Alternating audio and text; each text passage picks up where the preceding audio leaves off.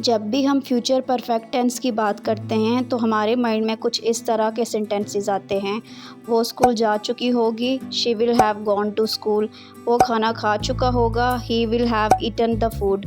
मैं पानी पी चुकी होंगी, I will have drunk the water. हम जब भी इस तरह के सेंटेंसेस सुनते हैं या देखते हैं तो हमारे माइंड में एक ही क्वेश्चन आता है कि ये किस टाइम की बात हो रही है, यानी ये जो सेंटेंस बनाए जा रहे हैं ये किस वक्त बनाए जा रहे हैं और ये किस टाइम की तरफ इशारा कर रहे हैं। तो आज हम फ्यूचर परफेक्ट टेंस को डिटेल से पढ़ने जा रहे हैं। फ्यूचर परफेक्ट टेंस वो होता है जहां हम उस वक्त की बात करते हैं जब हमें कोई काम मुकम्मल करना हो। इसकी डेफिनेशन कुछ ये बनती है, the future perfect tense is used to describe an action that will be completed before a specific time in the future. यानी कि हम किसी ऐसे काम की बात करेंगे जो फ्यूचर में किसी वक्त मुकम्मल होगा। जैसे मैं कहूँ कि मैं 4 बजे वहाँ पहुँच चुकी होंगी, मैं 3 बजे तक खाना बना चुकी होंगी, यानी कि हमने एक टाइम बताना है कि जिस टाइम तक हमारा कोई भी स्पेसिफिक काम जो है वो मुकम्मल हो चुका होगा।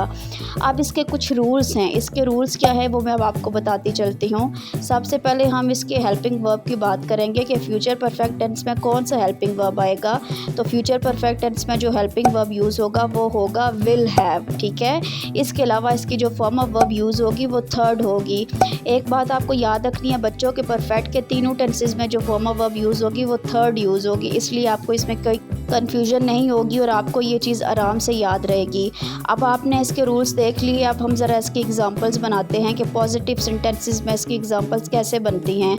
हमारे हर टेंस में 3 तरह के सेंटेंसेस होते हैं, पॉजिटिव, नेगेटिव, इंटेरोगेटिव। अभी हम पॉजिटिव की एग्जांपल्स बनाते हैं जिसको अफर्मेटिव भी कहा जाता है। तो ये पॉजिटिव एग्जांपल्स रही आपकी स्क्रीन पे।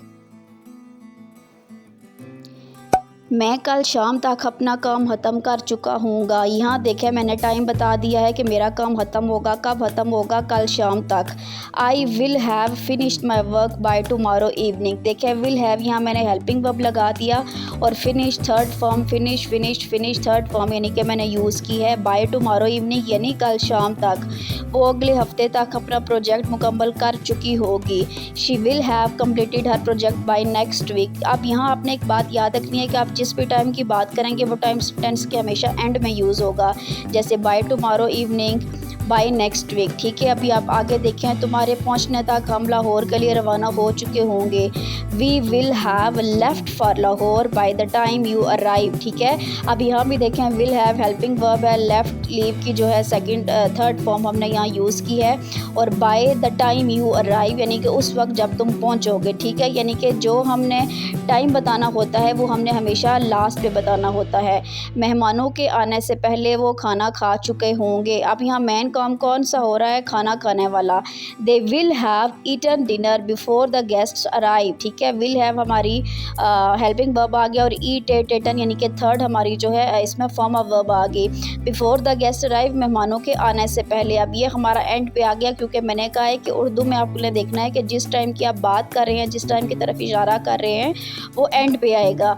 इस कोर्स के आखिर तक तुम बहुत सी नई चीज़ें सीख चुके होगे। अब इस कोर्स का आखिर तक आपने याद रखना है कि लास्ट पे आएगा। अब चले इसकी इंग्लिश ट्रांसलेशन देखते हैं। You will have learned many new things by the end of this course। देखें by the end of this course last पे आया है। अब तक बारिश बंद हो चुकी होगी, अब तक लास्ट पे आएगा। It will have stopped raining by this time यानी अब तक। will have हमारा हेल्पिंग वर्ब और stop की थर्ड फॉर्म stopped आ गई। अब हम चलें इसके नेगेटिव और इंटरोगेटिव सेंटेंसेस बनाते हैं। याद रखिएगा नेगेटिव में हमारा हर आंसर के एंड में नॉट आएगा, ठीक है। नेगेटिव में हम नहीं में जवाब देते हैं, जबकि हमारे पॉजिटिव सेंटेंसेस में हर क्वेश्चन का आंसर हाँ में होता है और नेगेटिव में नहीं में होता है, ठीक है। जैसे मैं कल तक अपना काम ख़त्म नहीं कर चुका हूँगा। I will not have finished my work by tomorrow. अब जैसे मैंने आपको बताया था टाइम एंड पे आएगा, जैसे कल तक बाय टुमारो एंड पे आया है, लेकिन अब आपने नॉट जो यूज़ करना है विल के बाद आपने नॉट और हैव लगाना है, ठीक है। आई विल नॉट हैव, नॉट पे आपने ज़्यादा जोर देना है क्योंकि ये नेगेटिव सेंटेंस है। वो पीर तक अपना असाइनमेंट मुकम्मल नहीं कर चुकी होगी। She will not have completed her assignment by Monday. हम शाम तक इस्लामाबाद के लिए रवाना नहीं हो चुके होंगे। We will not have left for Islamabad by evening, ठीक है। बाय इवनिंग एंड पे आ गया। विल हैव हमारे पास हेल्पिंग वर्ब आया है। विल हैव के दरमियान में हम लोग को नॉट लिखना है। नेगेटिव सेंटेंसेस में हमेशा नॉट विल हैव के दरमियान लिखते हैं, ये बात आपने याद रखनी है। और रिटर्न के थर्ड फॉर्म रिटर्नड आ गई, ठीक है। तुम डेडलाइन तक प्रोजेक्ट जमा नहीं कर चुके होगे। You will not have submitted the project by the deadline. सुबह तक बारिश बंद नहीं हो चुकी होगी। It will not have stopped raining by morning, ठीक है। बाय मॉर्निंग सुबह तक यानी कि एंड पे आ गया। विल के बाद हमने नॉट लगा के फिर हैव लगाया। नॉट हमारा विल हैव के दरमियान आएगा, मैं दोबारा बताती चलूँ, ठीक है। तो नेगेटिव में हमने सिर्फ हाँ का आंसर यानी कि उल्टा करना होता है। ना यानी कि नहीं में नॉट में जवाब देना होता है, जस्ट नॉट लगा देना होता है। और इंटेरोगेटिव आपको पता है सवालिया जुमले होते हैं जिसमें आप लोगों को क्वेश्चंस बनाने होते हैं। तो यहाँ चलें हम क्वेश्चंस बनाते हैं। क्या मैं कल तक अपना काम ख़त्म कर चुका हूँगा। Will I have finish my work by tomorrow. आप यहाँ आपने एक और बात याद रखनी है, इस पॉइंट को भी लिख लो कि आप जब भी इंटरोगेटिव क्वेश्चन करते हो तो आपका जो हेल्पिंग वर्ब होता है वो फर्स्ट पे आ जाएगा, यानी कि विल आपका फर्स्ट पे आएगा। और विल के बाद आपने अपना जो सब्जेक्ट है यानी कि आई लिखना है और उसके बाद हैव लिखना है, ठीक है।